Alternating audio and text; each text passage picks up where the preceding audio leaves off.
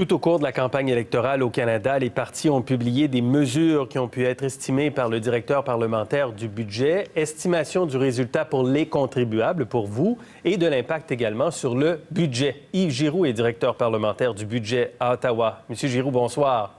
Bonsoir, Monsieur Filion. Expliquez-nous le mandat que vous aviez durant cette campagne. Pendant la campagne électorale, j'avais un mandat qui est différent de ce que j'ai en temps normal. Donc, pendant la campagne électorale, les partis politiques peuvent soumettre des demandes à mon bureau afin que j'estime le coût des promesses électorales qu'ils comptent faire. Donc, les partis ont l'option, et non pas l'obligation, ont l'option de me demander d'estimer le coût des promesses électorales. Et donc, lorsqu'il y avait des mesures, il y avait des petits documents qui étaient attachés aux mesures et qui faisaient quelques pages, là, estimation des coûts d'une proposition faite en campagne électorale avec des données précises. Donc, vous avez fait des calculs à partir des données que les partis vous fournissaient. Comment vous avez fonctionné? Donc, les partis nous soumettaient une mesure qu'ils comptaient annoncer ou qu'ils considéraient pour inclusion dans leur plateforme. Certains partis avaient beaucoup de détails attachés aux mesures, d'autres non. Dans certains cas, on avait tous les détails dont nous avions besoin, dans d'autres non. Donc, dans les cas où on avait besoin de retourner aux partis pour poser des questions, on le faisait, on demandait des clarifications aux partis en question. Quand c'était assez simple ou assez clair déjà dès le départ, on confirmait avec eux l'entente que nous avions. Donc, est-ce qu'on a bien compris l'essence de la mesure? Et ensuite, on procédait à l'estimation, l'acquisition des données, la recherche des meilleurs modèles pour faire l'estimation.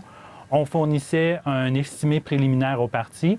À ce moment-là, les partis avaient l'option de soustraire la demande, de la retirer ou encore de poursuivre avec une estimation finale. Et d'arriver en campagne électorale et de publier la mesure ou de ne pas la diffuser, de laisser tomber certaines mesures parce que les calculs n'étaient pas à leur goût, peut-être.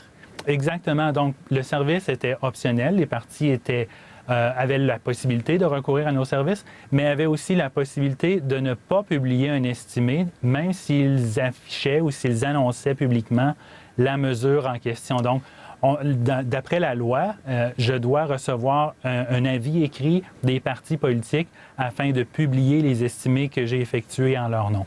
Il y a des partis qui ont pu laisser entendre, volontairement ou involontairement, que vous veniez confirmer leur plan de match ou approuver des mesures. C'était pas le cas. Non. Le mandat qui m'est conféré par la législation consiste à estimer les coûts des mesures électorales et non pas leur bien fondé ou leur à propos politique. Donc, lorsque je publiais un estimé de coût pour certaines mesures, ce n'était pas un endossement de la mesure en tant que telle, c'était uniquement une estimation de son coût ou des revenus générés par ces mesures-là. Mais comment vous avez fait pour évaluer des propositions qui pouvaient s'appuyer sur des sources de revenus, parfois incertaines pour certaines publications? J'ai une équipe d'économistes et de comptables qui sont très, très ingénieux, je dirais, dans la recherche de sources de données, qui ont de l'expérience, qui ont aussi bâti des modèles au cours des derniers mois pour anticiper les mesures qui nous seraient adressées. Donc, on a eu recours à des innovations, des mesures assez innovatrices pour estimer certaines mesures qui sont assez nouvelles au Canada. Donc, en comparant l'expérience de certains autres pays ou d'autres juridictions, on a été en mesure d'estimer la totalité de ce qui nous a été présenté. Dans certains cas, les estimations avaient un niveau d'incertitude élevé en raison de leur caractère nouveau ou encore en raison de la difficulté d'obtenir des données fiables. Et dans ces cas-là, on a indiqué que le niveau d'incertitude était élevé pour ces estimations-là. Et ce que vous avez fait, est-ce qu'on fait ça ailleurs dans le monde? On le fait dans 2 pays principalement. On le fait dans d'autres juridictions, mais on le fait principalement en Australie, au niveau fédéral et pour un État. Et on le fait aussi aux Pays-Bas.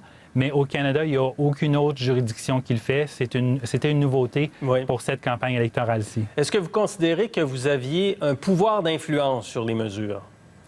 C'est une bonne question. Je dirais que par le fait d'estimer les coûts, peut-être pas un pouvoir d'influence, mais ce qui nous a permis d'influencer le développement de certaines plateformes, c'est lorsqu'on posait des questions suite à la réception d'une demande qui n'était pas très bien formulée. C'est arrivé à quelques reprises. Oui. On nous a soumis des propositions pour lesquels certains détails cruciaux étaient nécessaires pour l'estimation. Donc, en posant des questions, par exemple, avez-vous pensé à la date de mise en œuvre ou l'étendue ou la clientèle cible? En posant ces questions-là, ça a forcé les partis politiques, dans plusieurs cas, à réfléchir davantage à la mesure et, dans certains cas, à retirer tout simplement certaines demandes parce que les questions qu'on posait suggéraient que c'était peut-être pas la chose qu'ils voulaient faire. Vous avez un devoir d'impartialité, très clairement, et de confidentialité également? Oui, un devoir de confidentialité très, très clair dans la législation, c'est-à-dire que les partis nous soumettent leurs demandes en toute confidentialité et, comme je l'ai mentionné, on peut publier les estimations uniquement une fois que le parti nous fait savoir par écrit. Donc, ce qui n'est pas notifié par écrit par les partis, je dois le garder confidentiel pour vous ou sous-scellé pour moi jusqu'à la fin des temps. Il n'y a pas de date limite, donc ça doit rester confidentiel ad vitam aeternam. Vous avez plus de travailleurs avec vous, plus d'employés, plus de moyens pour faire tout cela? Oui, on a accru notre nombre d'employés au cours des 12 derniers mois et on est maintenant un total de 40, incluant le personnel de soutien, le personnel qui nous appuie en matière de communication de ressources humaines, par exemple. Donc, une équipe d'une trentaine d'économistes et de comptables pour nous appuyer, pour m'appuyer dans ce travail important. Monsieur Giroux, merci beaucoup. Ça m'a fait plaisir.